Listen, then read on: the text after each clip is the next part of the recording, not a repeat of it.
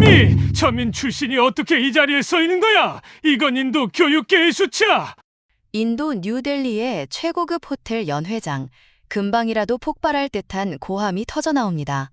인도 최고의 교육 재벌이자 정계 실력자인 카프루 의원이 파르르 떨리는 손으로 테이블을 내리칩니다. 인도는 여전히 카스트의 나라야.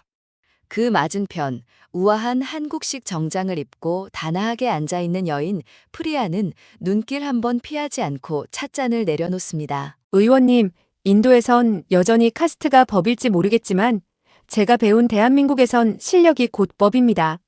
제가 가져온 이 기술 하나면 당신들이 세운 그 견고한 성벽은 하루아침에 무너질 겁니다.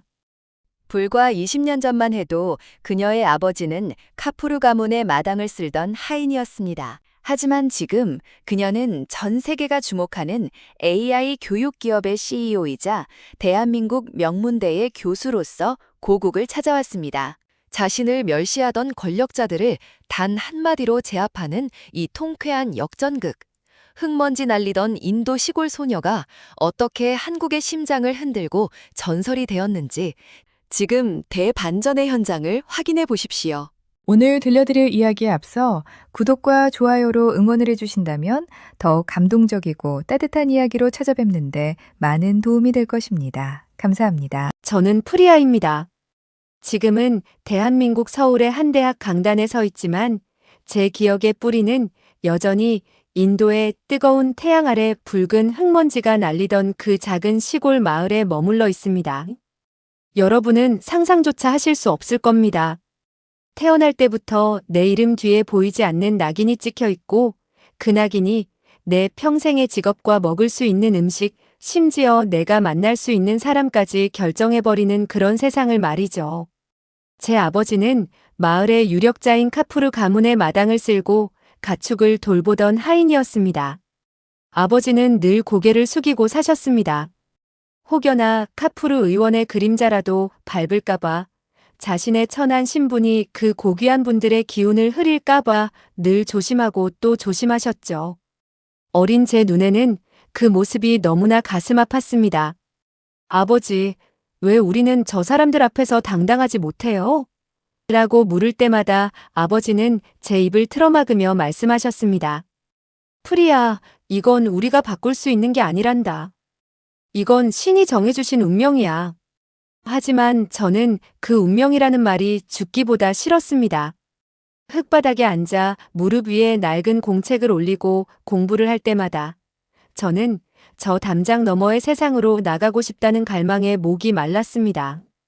그러던 어느 날 아버지가 고철더미에서 주워온 낡은 금성 라디오가 제 인생을 송두리째 바꿔놓았습니다. 전지가 다 되어 지지직거리는 소리만 나던 그 기계에 아버지가 정성스레 전선을 연결하자 놀랍게도 기적 같은 소리가 흘러나오기 시작했습니다. 특히 제 귓가를 사로잡았던 건 BBC 월드 서비스에서 방송된 한강의 기적이라는 특별 다큐멘터리였습니다. 1950년대 전쟁 직후 전 세계에서 가장 가난했던 나라가 어떻게 30년 만에 올림픽을 개최하고 세계를 놀라게 하는 산업 강국이 되었는지에 대한 이야기였죠. 라디오 속 나레이터의 목소리는 생생했습니다. 한국에는 하면 된다는 정신이 있습니다. 지독한 가난 속에서도 부모들은 자식을 학교에 보냈고 그 자식들은 밤을 새워 공부하며 나라의 운명을 바꿨습니다. 한국에서 교육은 신분을 뛰어넘는 유일한 사다리였습니다. 그 순간 저는 전율을 느꼈습니다. 신분을 뛰어넘는 사다리라는 말이 제 가슴을 쳤습니다. 인도는 수천 년간 카스트라는 견고한 성벽에 갇혀 있었지만 저 멀리 동쪽의 작은 나라 한국은 그 벽을 스스로 허물어뜨렸다는 사실이 믿기지 않았습니다. 특히 라디오에서는 한국의 새마을 운동 에피소드가 흘러나왔습니다. 가난한 농부의 아들이 대학에 가서 박사가 되고 그 박사가 다시 고향의 길을 닫고 전기를 끌어왔습니다. 한국의 대통령은 말했습니다. 우리도 한번 잘 살아보세라고요. 그 목소리는 마치 저에게 직접 건네는 위로 같았습니다. 프리야, 너도 할 수 있어. 한국 사람들처럼 너도 내 운명을 스스로 개척할 수 있어. 저는 라디오를 가슴에 품고 다짐했습니다. 그래, 바로 저 나라야. 신분도 과거도 중요하지 않고 오직 노력하는 자에게 기회를 주는 나라. 저곳이라면 나 같은 하인의 딸도 인간답게 살 수 있지 않을까? 한 번은 카푸르 의원의 아들이 제가 공부하는 공책을 빼서 흙탕물에 던지며 조롱한 적이 있습니다. 하인의 딸이 글을 배워서 뭐하냐? 내 팔자는 평생 우리 집 빨래나 하는 거야. 저는 울지 않았습니다. 대신 속으로 라디오에서 들었던 그 말을 되새겼습니다. 한국인들은 포기하지 않았다. 나도 절대로 포기하지 않는다. 저는 밤마다 촛불을 켜고 한국의 수학 문제를 풀었습니다. 한국어 독학 교재를 구할 수 없어 라디오에서 나오는 한국어 방송의 발음을 그대로 받아 적으며 한 글자씩 익혔습니다.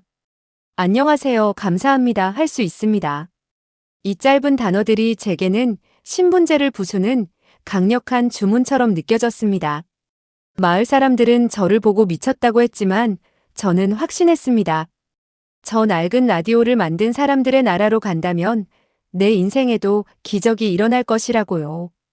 고등학교 졸업 무렵 대한민국 국비 장학생 공고를 확인했을 때 저는 이것이 제 인생에 단 한 번 찾아올 사다리임을 직감했습니다. 면접장에서 한국인 면접관이 제게 물었습니다.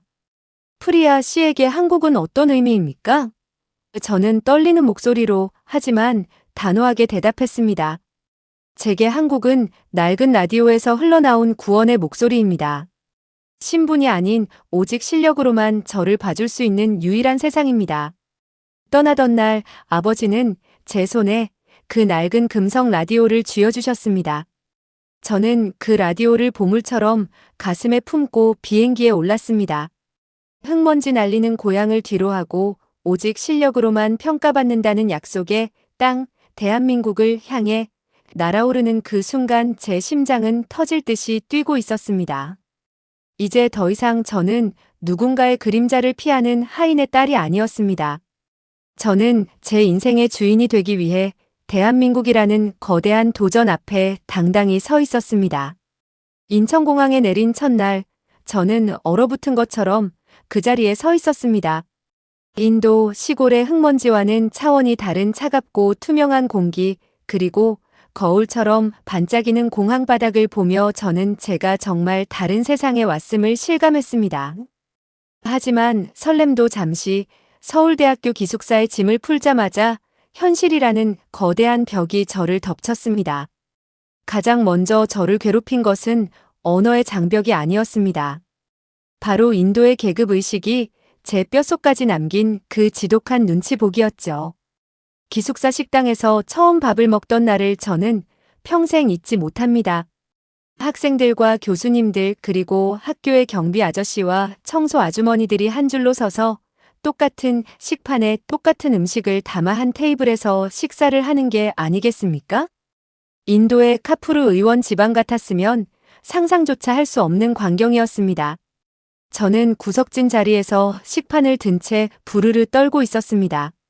내가 감히 이 고귀한 교수님들과 한 공간에서 밥을 먹어도 되는 걸까? 누군가 나에게 당장 나가라고 소리치지는 않을까? 그런 저에게 먼저 다가온 분은 전공지도 교수님이셨던 최진혁 교수님이셨습니다. 교수님은 멍하니 서 있는 제 식판 위에 김치 한 점을 얹어주시며 털털하게 웃으셨습니다. 프리아 학생, 한국은 밥심으로 공부하는 나라예요. 얼른 앉아서 많이 먹어요. 모르는 거 있으면 밥 먹으면서 물어봐도 되고. 그 순간 제 눈에서 왈칵 눈물이 쏟아질 뻔했습니다. 태어나서 처음이었습니다. 누군가 제 배경이나 신분을 묻지 않고 그저 공부하는 학생이라는 이유 하나만으로 저를 동등하게 대해준 것은 말이죠. 하지만 학업은 결코 만만치 않았습니다.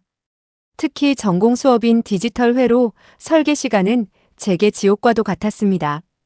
교수님의 한국어 강의는 너무 빨랐고 칠판 가득 적히는 수식들은 저를 비웃는 것 같았죠. 첫 중간고사에서 저는 처참한 점수를 받았습니다. 인도에서 천재 소리를 듣던 저였지만 한국 학생들의 그 무서운 집중력과 빠른 이해력을 따라가기엔 역부족이었습니다. 기숙사 침대에 엎드려 울고 있을 때 제 사수이자 대학원 선배였던 강민석 선배가 제 방 문을 두드렸습니다. 프리야, 성적표 봤어. 여기서 울고 있을 거야? 아니면 다시 할 거야? 민석 선배는 차가운 캔커피 하나를 건네며 덧붙였습니다. 한국엔 하면 된다는 말이 있어. 넌 인도에서 카스트도 뚫고 온 독종이잖아. 그깟 회로도 좀 안 보인다고 포기할 거야? 오늘부터 내가 밤마다 도와줄 테니까 도서관으로 나와. 그날부터 저와 민석 선배의 지독한 밤샘 작전이 시작되었습니다. 새벽 3시 모두가 잠든 공대 도서관 4층 창가 자리에는 늘 저희 두 사람이 있었습니다. 선배는 제가 이해할 때까지 회로의 흐름을 수십 번씩 다시 그려주었고, 저는 녹음해온 교수님의 강의를 수백 번 반복해서 들으며 한국어 단어 하나하나를 씹어 삼켰습니다. 한 번은 너무 힘들어서 책상에 엎드려 울고 있는 저에게 선배가 이런 말을 하더군요. 프리야, 한국은 6.25 전쟁 끝나고 아무것도 없을 때 초가집에서 등잔불 켜고 공부해서 여기까지 온 나라야. 너희 할아버지가 들으셨던 그 라디오 속 주인공들이 바로 우리 할아버지들이라고. 너도 그 기운을 받았으니 분명히 할 수 있어. 그 말은 제 가슴 속에 꺼져가던 불씨를 다시 살려놓았습니다. 저는 다시 펜을 잡았습니다. 그래, 한국 사람들은 포기하지 않았어. 나를 믿어주는 이 사람들이 있는데 내가 어떻게 여기서 무너져. 저는 식사 시간도 아까워 편의점 삼각김밥으로 끼니를 때우며 연구실에 박혀 살았습니다. 손가락 끝에 회로 설계용 펜 자국이 지워질 날이 없었고 제 노트북은 열기로 인해 늘 뜨겁게 달아올랐습니다. 노력은 배신하지 않았습니다. 기말고사 날 저는 전체 수석이라는 믿기 힘든 성적을 거두었습니다. 성적표를 확인한 최 교수님은 제 어깨를 툭툭 치며 말씀하셨습니다. 프리야, 자네 정말 독하네. 이게 바로 한국의 깡이라는 거야. 자네는 이제 이방인이 아니라 우리 팀의 핵심 인재야. 그 학기 종강 파티 때 저는 처음으로 동료들과 함께 소주잔을 기울였습니다. 술 기운에 민석 선배가 제게 물었습니다. 프리야, 한국에 오니까 뭐가 제일 좋아? 저는 주저없이 대답했습니다. 질문할 수 있는 게 제일 좋아요. 왜요? 라고 물어도 아무도 저를 때리지 않고 제가 틀려도 다시 가르쳐주는 이 공정함이 저는 너무 좋습니다. 그날 밤 저는 아버지에게 전화를 걸었습니다. 아버지, 저 여기서 사람 대접받으며 공부하고 있어요. 한국 사람들은 제 성이 뭔지, 우리 가문이 누군지 묻지 않아요. 제가 얼마나 열심히 하는지만 본대요. 수화기 너머로 아버지는 한참을 흐느끼셨습니다. 인도의 흙바닥에서 금성 라디오를 품에 안고 꿈꾸던 소녀는 이제 대한민국이라는 거대한 엔진 속에서 당당히 제 자리를 찾아가고 있었습니다. 신분의 굴레는 이미 먼지처럼 사라진 지 오래였습니다. 어느덧 시간은 흘러 저는 삼성전자의 최연소 외국인 수석 연구원이 되었습니다. 한국에 온 지 10년 흙먼지 날리던 시골 소녀는 이제 전 세계가 주목하는 최첨단 TV 회로 설계의 핵심 인물이 되어 있었죠. 하지만 제 마음 한구석에는 늘 풀리지 않는 갈증이 있었습니다. 내가 한국에서 배운 이 놀라운 기술과 공정한 기회의 가치를 여전히 절망 속에 사는 고향 아이들에게 전해줄 수는 없을까? 그 고민 끝에 탄생한 것이 바로 AI 교육 플랫폼 클래스티였습니다. 저는 안정적인 직장을 박차고 나와 창업 전선에 뛰어들었습니다. 주변에선 모두가 말렸습니다. 프리야, 인도 시장은 복잡해. 특히 카스트 장벽 때문에 교육 사업은 기득권층이 꽉 잡고 있어서 절대 안 돼. 하지만 저는 한국에서 배운 불도저 정신으로 밀어붙였습니다. 한국의 초고속 인터넷망 노하우와 AI 학습 알고리즘을 결합해 전기가 들어오지 않는 오지에서도 태블릿 하나로 서울대학교 수준의 교육을 받을 수 있는 시스템을 완성했죠. 그러던 어느 날 운명처럼 기회가 찾아왔습니다. 인도 뉴델리에서 열린 글로벌 교육혁신 컨퍼런스에 메인 연사로 초청받은 것입니다. 그곳에는 인도의 정재계 실력자들이 모두 모여 있었습니다. 그리고 그 좌석 맨 앞줄에는 어린 시절 저와 제 가족을 벌레 보듯 무시했던 그 오만한 카푸르 의원이 앉아 있었습니다. 강단에 오른 제 모습을 본 카푸르 의원의 표정은 경악 그 자체였습니다. 자기 집 마당을 쓸던 하인의 딸이 이제는 전 세계 교육계를 뒤흔드는 혁신가로서 자신들 앞에 섰으니 믿기지 않았겠지요. 강연이 시작되자 저는 제가 개발한 AI 플랫폼을 시연했습니다. 인도의 가장 가난한 아이들이 신분에 상관없이 평등하게 질문하고 답을 얻는 모습이 대형 화면에 펼쳐졌습니다. 여러분, 교육은 누군가의 특권이 아닙니다. 대한민국이 제게 가르쳐준 진리는 펜을 쥔 손에는 계급장이 없다는 것이었습니다. 제 목소리가 홀 안에 웅장하게 울려 퍼지자 객석 곳곳에서 기립박수가 터져 나왔습니다. 하지만 카푸르 의원은 분을 참지 못하고 자리에서 일어나 소리쳤습니다. 이건 사기야. 천한 피가 흐르는 계집애가 만든 기술을 우리 고귀한 아이들에게 가르칠 순 없다. 장내가 술렁이는 순간 저는 차갑고 단호한 미소를 지으며 그를 바라보았습니다. 의원님, 시대가 변했습니다. 당신이 지키려는 그 낡은 벽은 이미 제가 가져온 한국의 기술 앞에 무너졌습니다. 당신의 아들이 저를 조롱할 때 찢어버렸던 그 공책은 이제 전 세계 아이들의 손안에서 디지털 태블릿으로 다시 태어났으니까요. 카푸르 의원은 얼굴이 불그락푸르락해진 채 아무 말도 하지 못하고 주저앉았습니다. 인도의 기득권층이 수천 년간 쌓아온 카스트라는 견고한 성벽이 한국에서 온 한 여과학자의 실력 앞에서 처참하게 박살나는 역사적인 순간이었습니다. 그날 이후 인도 언론은 대서특필했습니다. 한국이 키운 인도 소녀 카스트를 기술로 정복하다. 그 소식을 들은 한국의 최진혁 교수님과 민석 선배는 국제전화로 제게 축하를 건넸습니다. 프리야, 자네가 결국 해냈군. 한국의 매운맛을 제대로 보여줬어. 수화기를 붙잡고 저는 엉엉 울었습니다. 이건 단순히 제 성공이 아니었습니다. 안 된다고 포기하던 세상에 날린 대한민국과 저의 통쾌한 카운터펀치였으니까요. 저는 이제 압니다. 제 혈관에는 인도의 피가 흐르지만 제 영혼을 깨운 것은 한국의 뜨거운 심장이었다는 것을요. 흙바닥의 하인딸을 세계적인 리더로 만들어준 나라, 오직 실력 하나로 신분 상승의 사다리를 타게 해준 대한민국은 제 인생의 진정한 조국이었습니다. 그로부터 수년이 흐른 지금 저는 다시 대한민국 서울에 있습니다. 이제는 수석연구원을 넘어 제가 그토록 동경하던 스승님들의 뒤를 이어 강단에서 학생들을 마주하고 있습니다. 강의실 문을 열 때마다 저는 가슴 한구석이 찡해오는 것을 느낍니다. 칠판 앞에 서서 여러분, 오늘 수업 시작할까요? 라고 한국어로 인사를 건네는 매 순간이 저에게는 여전히 믿기지 않는 기적과도 같기 때문입니다. 강의가 끝난 어느 오후 한 학생이 제 연구실로 찾아왔습니다. 취업과 미래에 대한 불안감으로 어깨가 축 처진 학생이었죠. 교수님, 저는 배경도 없고 스펙도 부족해서 세상이 저를 밀어내는 것 같아요.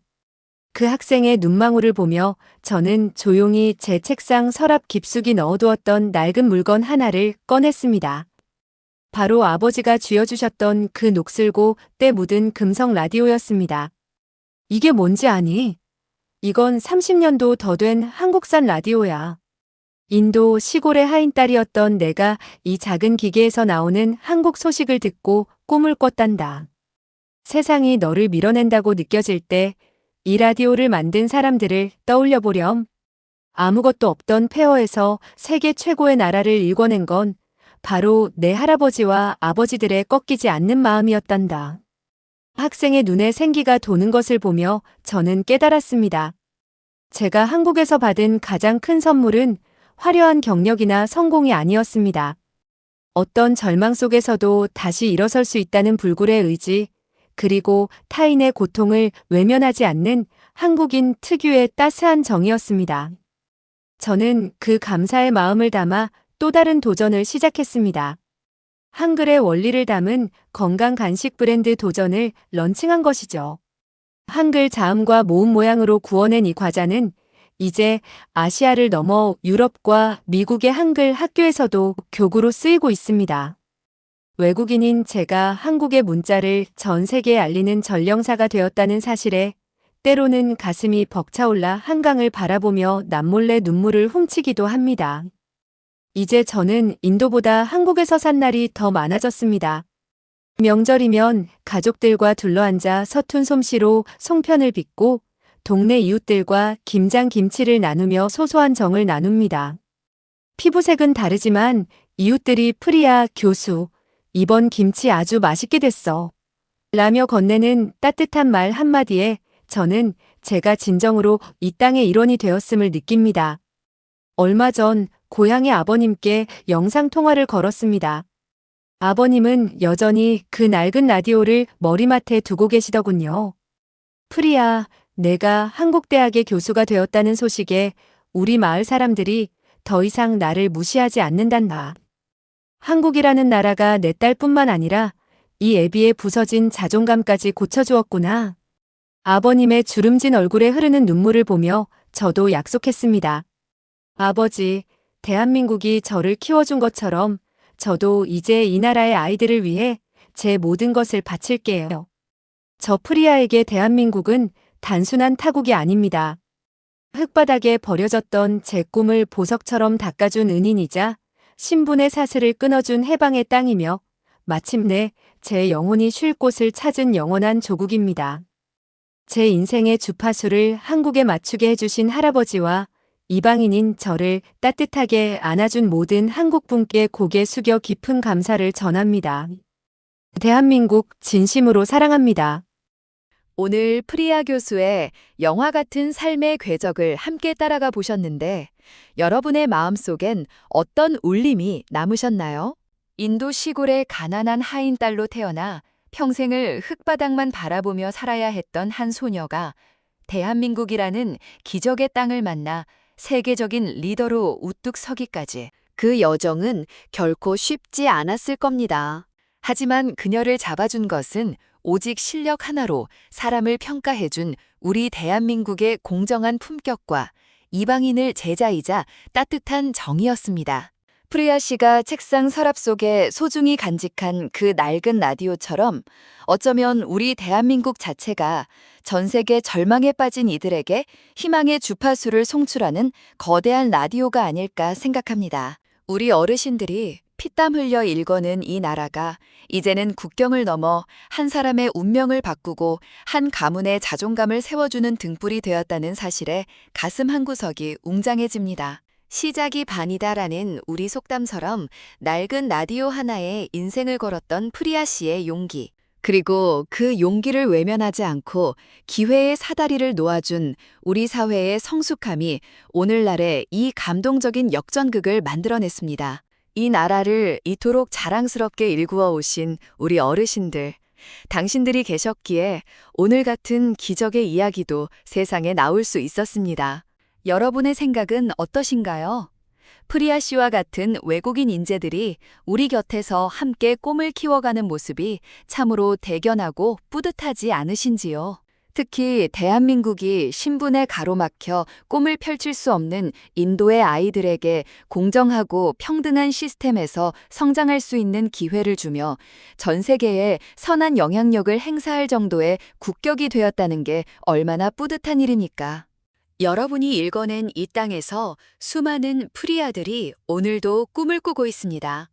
오늘도 우리 사회를 지탱해 주시고 삶의 지혜를 몸소 보여주시는 아버님, 어머님들 정말 고생 많으셨습니다. 오늘 사연이 좋으셨다면 구독과 좋아요로 따뜻한 응원을 보내주세요.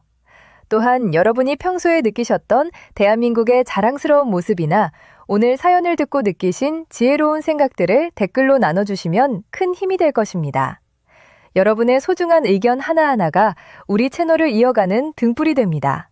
끝까지 시청해주셔서 감사합니다.